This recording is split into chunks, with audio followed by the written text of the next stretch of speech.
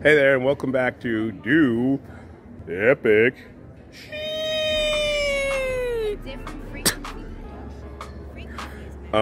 Here in Antwerp, Belgium, still, and it's hotter than a.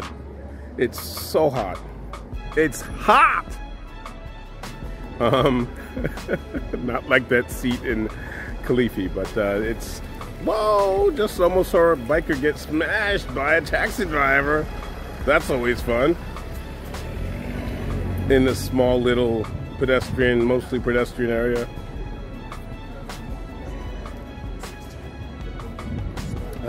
I guess Pride Month has been going on here as well.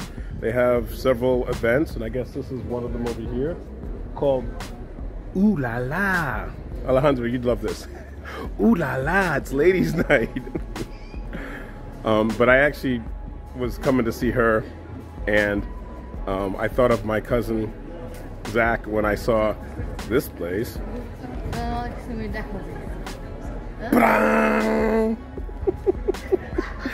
Let's have a drink while we discuss Nietzsche.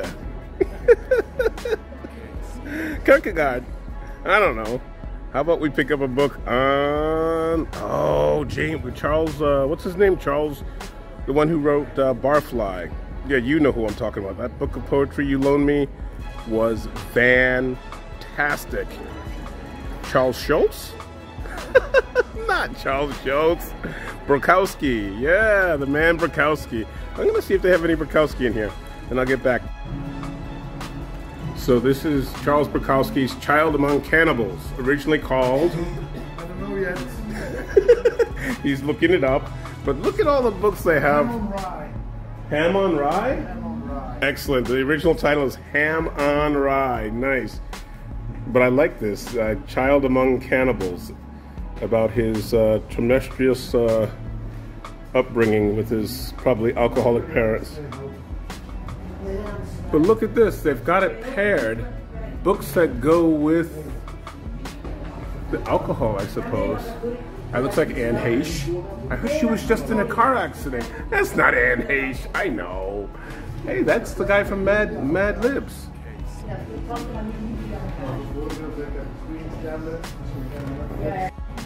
And the three sons, adult sons in the meantime, they go back to the family house they had somewhere in Sweden at a lake where they used to spend their holidays when they were children. And they go back to scatter the ashes from the mother. But when you start reading, you feel that something happened in that family, something tragically happened. Yeah. And in the second to last chapter, there is one sentence that explains the entire book. It's a jaw-dropper. Okay. It's a jaw-dropper. It's really shocking what happened in the family. And this is that one sentence. Ah. So I can't tell you anything more. All right. Is this in English? Yeah. This one's in English. That's the plot of the book. Okay. Yeah, don't look. No, I'm not gonna. I hate when people ruin the endings of books. So yeah, I'm also a budding writer. So that's why I'm in a bookstore. Yeah. But yeah. So that's the way I pair books. Very nice, very nice. So let me go back to this one. So he's got Queen's Gambit. Yeah. And he was. What is your name? Jan. Young was telling me that John, Jan. Yeah, Young with J-U-N-G. J-A-N, like oh, Jan. Jan is a female name in America. Young.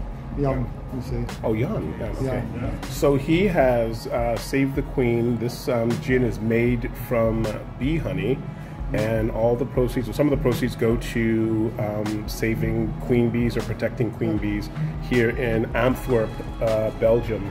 So he's got that paired with the Queen's Gambit, obviously. She was drinking a lot of stuff on her little journey, as we all know, but gin, I'm sure, was one of them, and the opiates that she was taking, and the other wonderful things. What is one of your favorite books? I know that's hard to...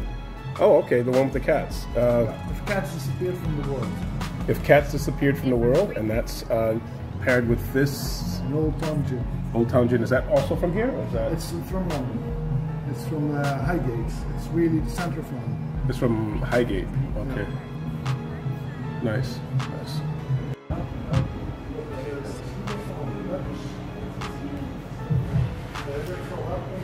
Jan also sells photos from journalists.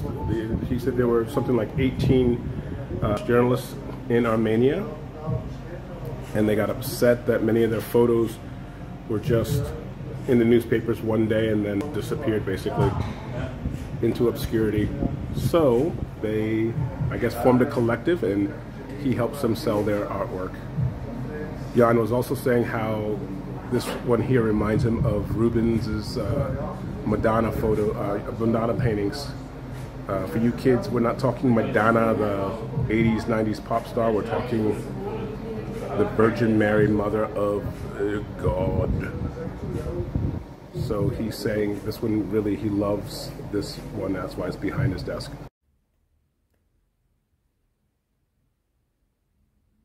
A different frequency production.